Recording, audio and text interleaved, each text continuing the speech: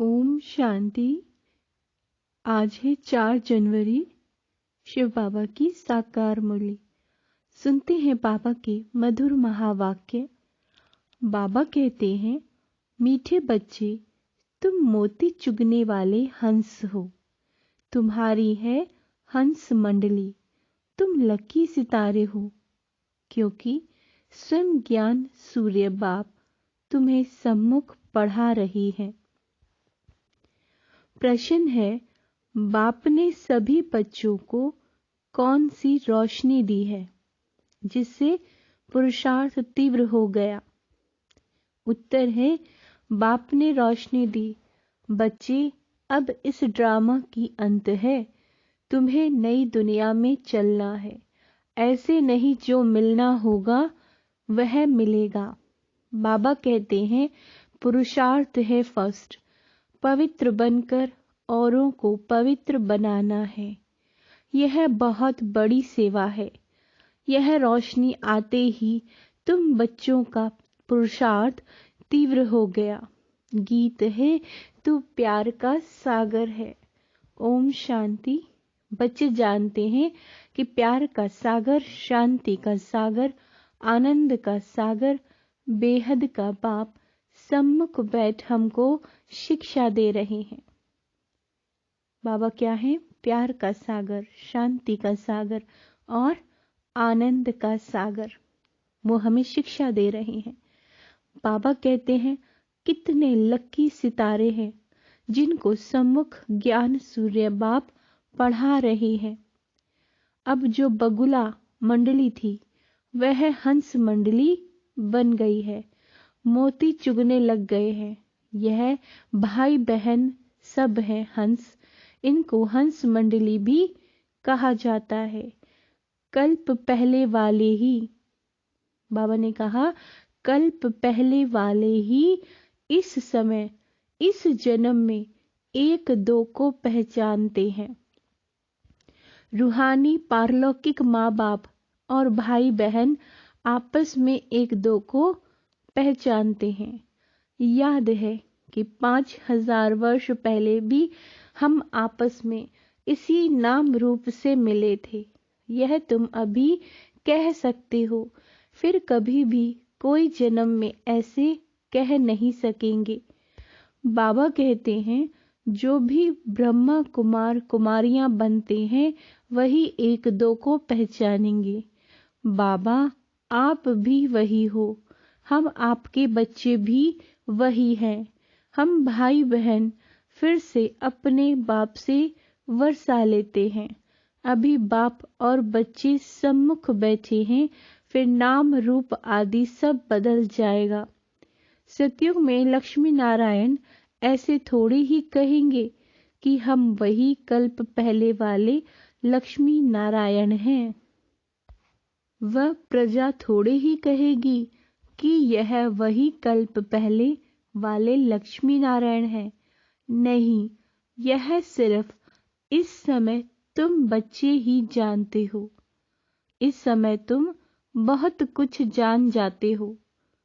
बाबा कहते हैं, पहले तो कुछ नहीं जानते थे। मैं ही कल्प के संगम युगे आकर अपनी पहचान देता हूँ। यह सिर्फ बेहद का बाप ही कह सकते हैं।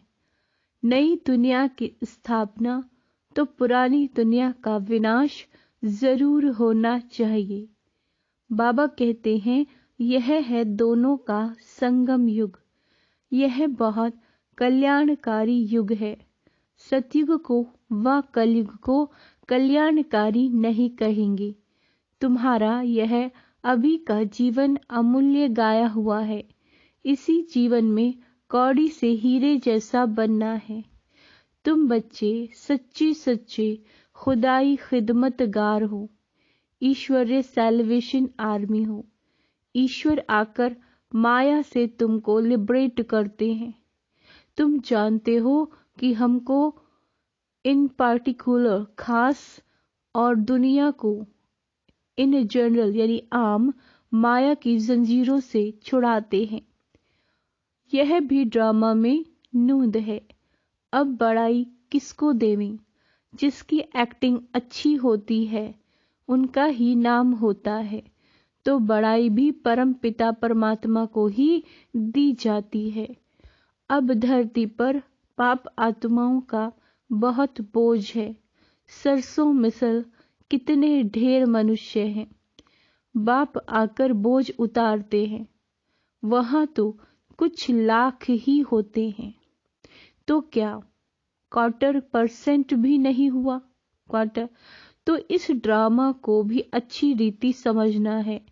परमात्मा को सर्वशक्तिवान कहते हैं। क्या कहते हैं? परमात्मा को सर्वशक्तिवान। यह भी उनका ड्रामा में पार्ट है। बाप कहते हैं मैं भी ड्रामा में बंधा हुआ हूँ। यदा यदा ही धर्मस्य लिखा हुआ है। अब वही धर्म की ग्लानि भी भारत में बरोबर है। बाबा कहते हैं मेरी भी ग्लानि करते हैं, देवताओं की भी ग्लानि करते हैं, इसीलिए बहुत पाप आत्मा बन पड़े हैं। यह भी उन्हों को बनना ही है। सतो रजो तमो में आना ही है। तुम इस ड्रामा को समझ गए हो। बुद्धि में चक्र फिरता रहता है। बाप ने आकर रोशनी दी। अभी इस ड्रामा की अंत है। अब तुम फिर नई दुनिया के लिए पुरुषार्थ करो। ऐसे नहीं जो मिलना होगा वह मिलेगा नहीं। बाबा कहते हैं पुरुषार्थ फर्स्ट। सारी ताकत पवित्रता में है। पवित्रता की बलिहारी है। किसकी? पवित्रता की। देवताएं पवित्र हैं, तब अपवित्र मनुष्य उन्हों के आगे जाकर माथा झुकाते हैं। सन्यासियों को भी माथा टेकते हैं। मरने के बाद उन्हों का यादगार बनाया जाता है। क्यों? क्योंकि पवित्र बने हैं। कोई कोई जिस्मानी काम भी बहुत करते हैं, हॉस्पिटल खोलते हैं, कॉलेज बनाते हैं, तो उन्हों का भी नाम निकलता है। बाबा कहते हैं सबसे बड़ा नाम उनका है जो सबसे पवित्र बनाते हैं और जो उनके मददगार बनते हैं। तुम पवित्र बनते हो उस एवर प्योर के साथ योग लगाने से। जितना तुम योग लगाते जाएंगे उतना तुम पवित्र बनते जाएंगे। फिर अंत मते सो गति हो जाएगी। बाप के पास चले जाएंगे। वो लोग यात्रा पर जाते हैं तो ऐसे नहीं समझते कि बाप के पास जाना है, फिर भी पवित्र रहते हैं। यहाँ तो बाप सभी को पवित्र बनाते हैं। ड्रामा को भी समझना बाबा कहते हैं कितना सहज है। बहुत पॉइंट्स समझाते रहते हैं, फिर कहते हैं सिर्फ बाप और वर्षे को याद करो। मरने समय सब भगवान को याद दिलाते हैं। अच्छा, भगवान क्या करेगा? फिर कोई शरीर छोड़ते हैं तो कहते हैं स्वर्गवासी हुआ। गोया परमात्मा की याद में शरीर छोड़ने से बैकुंठ चले जाएंगे। वो लोग बाप को जानते नहीं। यह भी किसी की बुद्धि में नहीं है कि हम बाप को याद करने से बैकुंठ में पहुंच जाएंगे। वह सिर्फ कहते हैं परमात्मा को याद करो। अंग्रेजी में गॉड फादर कहते हैं, यहाँ तुम कहते हो परम पिता परमात्मा। वो लोग पहले गॉड फिर फादर कहते हैं। हम पहले परम पिता फिर परमात्मा कहते हैं। वह सबका फादर है। क्या है वो? सबका फादर। अगर सभी फादर हों तो फिर ओ गॉड फादर कह न सकें। बाबा कहते हैं थोड़ी सी बात भी नहीं समझ सकते। बाप ने तुमको सहज करके समझाया है। मनुष्य जब दुखी होते हैं तो परमात्मा को याद करते हैं। मनुष्य है देह अभिमानी और याद करती है आत्मा देही। अगर परमात्मा सर्वव्यापी है, हर जगह है, तो फिर आत्मा क्यों याद करें? अगर आत्मा निर्लेप है, फिर भी देह अथवा आत्मा क्या याद करती है? भक्ति मार्ग में आत्मा ही परमात्मा को याद करती है, क्योंकि दुखी है। जितना सुख मिला है उतना याद करना पड़ता है। बाबा कहते हैं यह है पढ़ाई, यह है पढ़ाई। एम ऑब्जेक्ट भी क्लियर है, इसमें अंधश्रद्धा की कोई बात नहीं। तुम सभी धर्म वालों को जानते हो, इस समय सभी मौजूद हैं। अब फिर देवी देवता धर्म की हिस्ट्री रिपीट होनी है। यह कोई नई बात नहीं। कल्प कल्प हम राज्य लेते हैं। जैसे वह हद का खेल रिपीट होता है, वैसे यह बेहद का खेल है।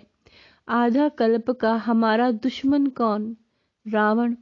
हम कोई लड़ाई पर राज्य नहीं लेते, ना कोई हिंसक लड़ाई लड़ते, ना कोई जीत पहनने के लिए लश्कर लेकर लड़ते हैं। यह हार जीत का खेल बना है। परंतु बाबा कहते हैं, परंतु हार भी सूक्ष्म है तो जीत भी सूक्ष्म है। माया से हारे हार, माया से जीते जीत। मनुष्यों ने माया के बदले मन अक्षर डाल दिया है तो उल्टा हो गया। यह ड्रामा में खेल भी पहले ही बना हुआ है, पहले से ही। बाप खुद बैठ परिचय देते हैं रचयिता को, और कोई मनुष्य जानते ही नहीं, तो परिचय कैसे दे सकते हैं? रचयिता है बाप, बाकी हम हैं रचना। तो जरूर हमको राज्य भाग्य मिलना चाहिए। मनुष्य तो कह देते परमात्मा सर्वव्यापी है, तो सब रचता हो गए, रचना को उड़ा दिया। कितने पत्थर बुद्धि दुखी हो गए हैं। सिर्फ अपनी महिमा करते हैं कि हम वैष्णव हैं, गोया हम आधा देवता हैं। समझते हैं देवताएं वैष्णव थे। वास्तव में वेजिटेरियन का मुख्य अर्थ है अहिंसा परमो धर्म।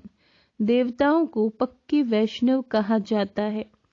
ऐसे तो अपने को वैष्णव कहलाने वाले बहुत हैं, परंतु बाबा कहते हैं, परंतु लक्ष्मी नारायण के राज्य में वैष्णव संप्रदाय पवित्र भी थे।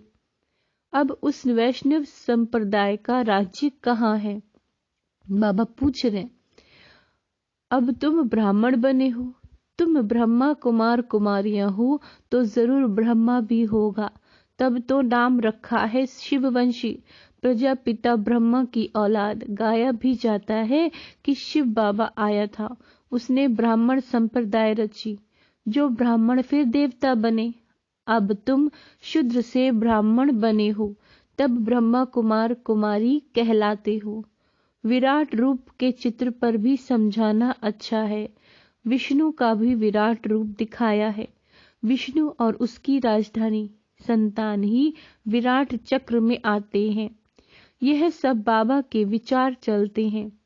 तुम भी विचार सागर मंथन की प्रैक्टिस करेंगे तो रात्रि को नींद नहीं आएगी, यही चिंतन चलता रहेगा।